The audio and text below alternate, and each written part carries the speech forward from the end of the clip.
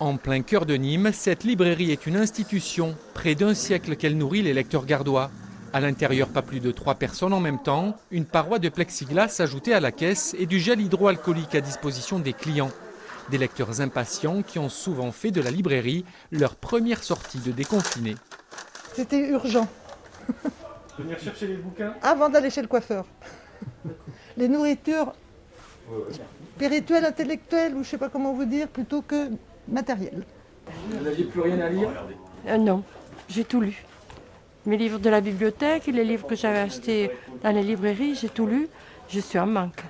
Si le confinement a épuisé les stocks de livres, il n'a pas rompu le lien entre les libraires et leurs clients les plus fidèles, même si l'annonce de la fermeture des commerces le 17 mars avait provoqué un véritable choc. On est resté une semaine un peu, j'allais dire, hagard. Et puis on a cherché un moyen de garder un contact avec nos clients habituels, en tout cas ceux dont on avait les coordonnées mail. On s'est dit que conseiller un livre par jour, c'était peut-être pas facile parce qu'on n'était pas sûr non plus, on ne savait pas combien de temps ça allait durer. Et on est parti sur de la poésie en disant on va leur envoyer un poème par jour.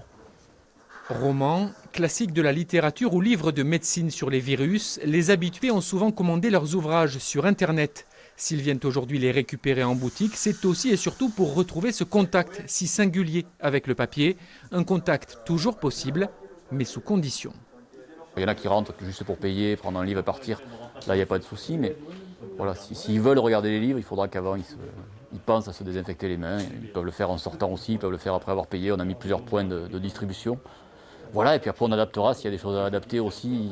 Malgré les 80% de baisse d'activité en mars-avril, ces libraires ne sont pas trop inquiets pour l'avenir. Les lecteurs fidèles reviennent déjà. Pour les plus occasionnels, il faudra sans doute attendre un peu.